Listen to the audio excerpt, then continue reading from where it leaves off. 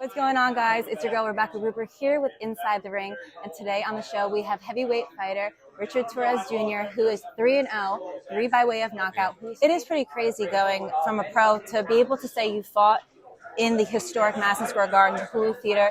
It is an honor, especially so early in your career. Yeah. But before we get to your pro career, I'd like to start from your very humble beginnings. When did you pick up your first pair of gloves and why?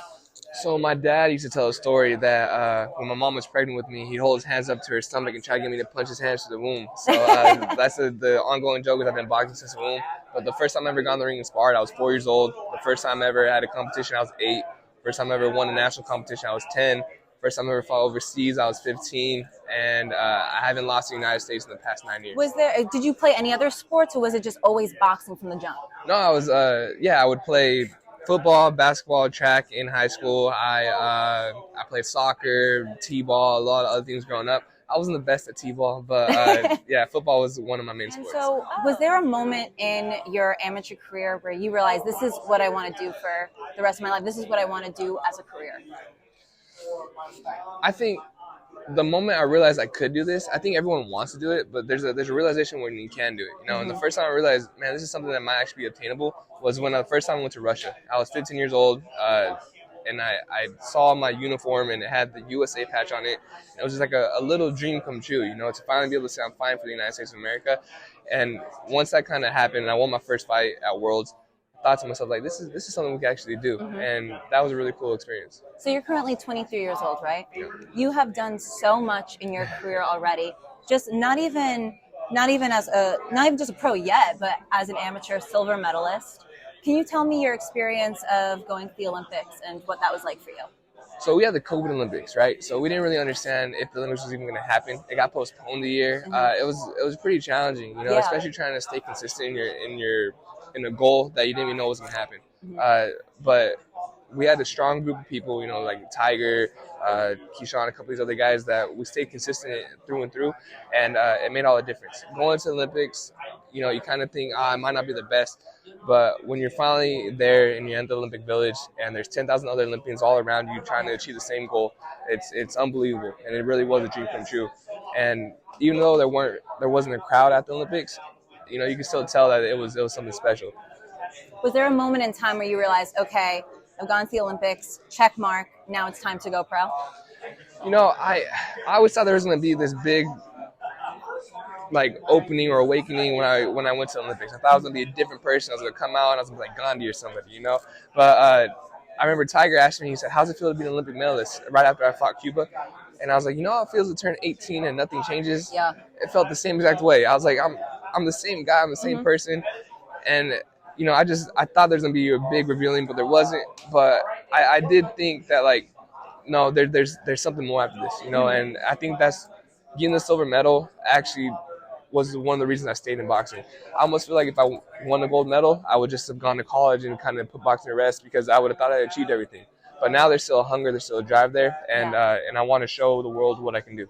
Well, speaking of Tiger, it's pretty cool, and I've talked about this consistently through Twitter and YouTube, that I feel like boxing has a life cycle, right? And now it's kind of like we're moving past some of the old faces and we're bringing on a lot of new faces, specifically Top Rank, and it's Olympic fighters, including yourself, Tiger. You also have Shushu that was on Team USA, Troy Isley, Keyshawn Davis.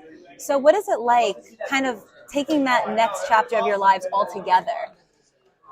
It's something special because I always thought it was going to be like high school where after the Olympics are over, you're going to part and you'll still say something on like Instagram or something, but other than that, you won't see each other. I'm seeing these guys, I'm fine with them, and to be able to still support and still have that support I feel crucial in the game, and I do believe that this is something different. You don't really see that too often in the professional boxing, a team still together, and you can still tell that this team's still together.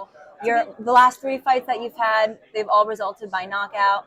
So, obviously we know that you're meant to be in that ring, but we haven't seen too much of you just yet. Looking back on your last fight, what's one thing within that short period of time that you feel like you could have worked on that you applied to this fight camp leading to this weekend's fight? I think one of the big things I'm trying to apply to this fight is feints and a continuous jab. I do feel like it's kind of hard to compare that fight to this fight because it's a different fighter I'm fighting. So Yeah. we're preparing differently. But just staying composed, staying on your feet, and doing what we need to do. Well, just looking at your resume, I feel like this is right now in your pro career your biggest test. It went from like 0 to 100.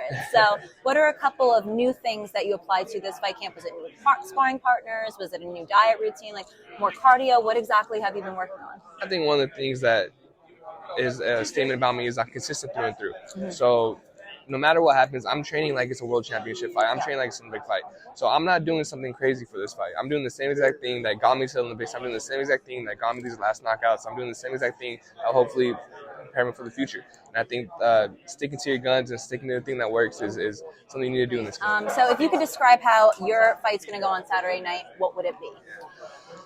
Just one word.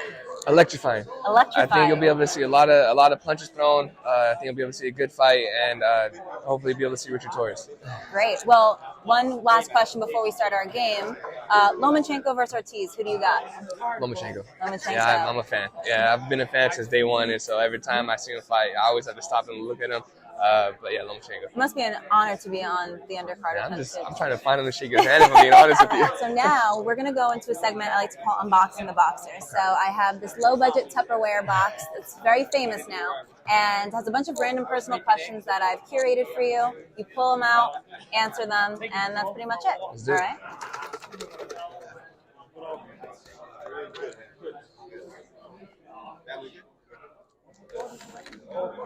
Who is your role model? My role model is actually my dad. I always wanted to be like him when I grew up. My dad even has a scar from one time he got ran over by a tractor. And when I was like 4 years old, I was like, I'm going to get run over by a tractor too because I want to be just like him. You're like twinning with the scars. Yeah, exactly. So, but not only inside the ring, but outside the ring. You know, I think everyone talks about role models nowadays about boxing. But I really feel like he's a person that I see that commands respect. And it's not because of what he's done, but it's the amount of the respect that he gives people. Mm-hmm. And so I want to be able to do that myself. Oh, that's great. I love that. That was a great first question. All right, what's your second one? Oh wait. Okay.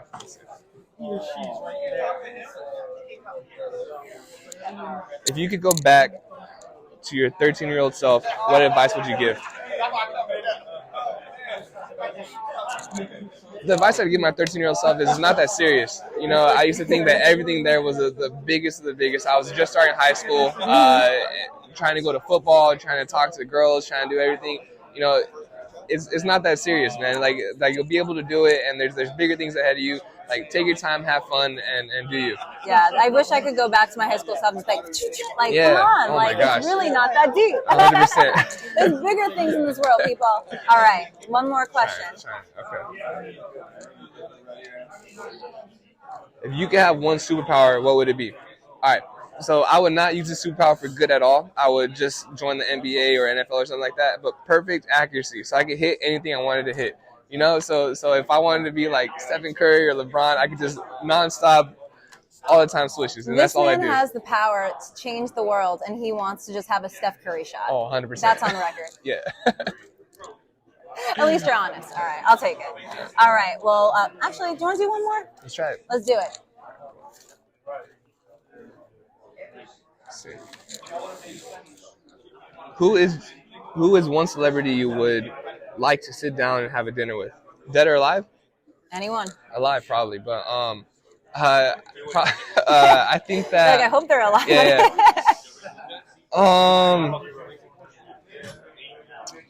I would probably want to sit down with Einstein.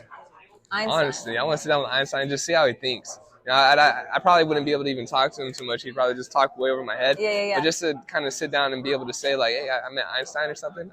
He's my Makes celebrity. like your IQ go up a couple points just by saying you talk to Einstein. Just be able to talk to him. Yeah, yeah. I'll just be able to have him sign my arm or something. You know? And you just never wash it. Never. All right. Well, on that note, that concludes this episode of Inside the Ring with Rebecca Ruber with Richard Torrez Jr. Thank you so much for coming on the show. If you have any sponsors you'd like to shout out, your family, friends, now's the time. Yeah. So I got these guys right here, but also I just want to say, thank you to everybody that supported me and follow the journey from up to now. And for those who just are starting to see me now and want to follow the journey, please do, because we're just starting. And he makes really cool Instagram reels. So what's your Instagram? 100%. My Instagram is the Richard Torrez. That's my main platform. And I make way better Instagram content than she does. So. Well, thanks, Rich. Anytime.